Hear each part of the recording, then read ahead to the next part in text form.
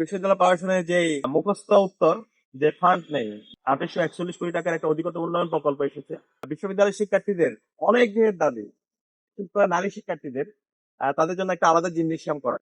তো এর আগে এটা নিয়ে অনেক কথা হয়েছে, আলাপ হয়েছে, বিভিন্ন স্মারক দেওয়া হয়েছে বিশ্ববিদ্যালয় প্রশাসনকে। আলটিমেটলি এই জিমনেসিয়ামটা হয়নি। তো আমরা দায়িত্ব নেওয়ার পর আমরা চেষ্টা করছিলাম, বিশ্ববিদ্যালয় প্রশাসনকে বলেছি, কিন্তু বিশ্ববিদ্যালয় প্রশাসনের যেই মুখস্থ উত্তর যে ফান্ড নেই, যার জন্য চাই সেটা যতই যৌক্তিক দাবি হোক, তারা এক বাক্যে বলে যাচ্ছে আমাদের ফান্ড নেই। তো আমরা দায়িত্ব নেওয়ার পর আমরা বলেছিলাম এই শারীরিক শিক্ষা কেন্দ্রে আমরা আমূল পরিবর্তন করব।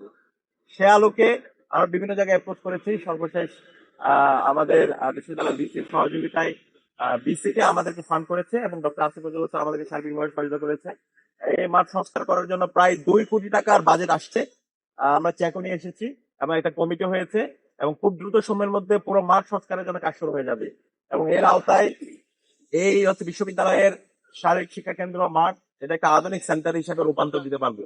একই সাথে আমাদের যে ইনডোর যে রুমটা আছে, গেস্ট রুম, সেটাকে আমরা আধুনিকায়ন করব এবং খেলাধুলার যে আধুনিক ইনস্ট্রুমেন্ট গুলো দরকার সেই ইনস্ট্রুমেন্ট গুলো আমরা ব্যবস্থা করব। এবং এই মাঠকে ফুটবল, ক্রিকেট থেকে শুরু করে যত ধরনের খেলাধুলা আছে সেই খেলাধুলার জন্য উপযোগী করা হবে।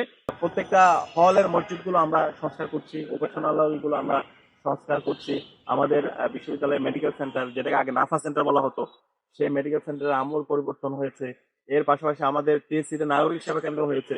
এই নাগরিক সেবা কেন্দ্রে শিক্ষার্থীরা এখন টিএসসি তে গিয়ে তার পাসপোর্ট থেকে শুরু করে যত নাগরিক সেবা দরকার সেই সেবাগুলো তারা নিতে পারবে।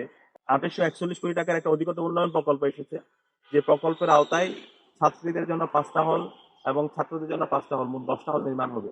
এবং এই হল নির্মাণের কাজ ইতিমধ্যে ড্রাফট করার জন্য বাজেট দিয়ে দেওয়া হয়েছে এবং খুব দ্রুত সময়ের মধ্যে হল নির্মাণের কাজ শুরু হবে। বিশ্ববিদ্যালয়ের যে সিট, এটা যেন অনলাইনে শিফট করা হয়, সবকিছু যেন অনলাইনে স্টুডেন্টরা দেখতে পাই। ফার্স্ট ইয়ার শিক্ষার্থীরা এসে সে কয় নাম্বার রুমে থাকবে সেটা অনলাইনের মধ্যে, ওয়েবসাইটের মধ্যে দিয়ে দেওয়া হবে এবং তার যেদিন ছাত্রত্ব শেষ হবে সেদিনেই আবার নতুন একজনকে অ্যালটমেন্ট দিয়ে দেওয়া হবে। একই সাথে সন্ধ্যাকালীন বাস, যেটা শিক্ষার্থীদের দীর্ঘদিনের দাবি, সেটা আমরা চালু করেছি এবং শনিবারের বাস সার্ভিসটা খুব দ্রুত সময়ের মধ্যে চালু হবে। এবং নারীদের জন্য আলাদা আমরা বাস রাখতেছি, যেন যে হলগুলো আমাদের ক্যাম্পাসের বাইরে আছে শিক্ষার্থীরা যেন স্বাভাবিকভাবে তারা আসতে পারে এবং সঠিক সময়ে তারা বাসগুলো পায়। এইভাবে অসংখ্য আমরা উদ্যোগ হাতে নিয়েছি এবং সবচেয়ে বড় কথা হচ্ছে আমরা শিক্ষার্থীদের কাছে নিয়মিত জবাবদিহি করছি। আমরা রেগুলার প্র্যাকটিসে হলে যাচ্ছি, তাদের মতামত নিচ্ছি, যে সমস্ত জায়গায় গ্যাপ হচ্ছে সেই গ্যাপ গুলো আমরা ফিল আপ করার চেষ্টা করছি।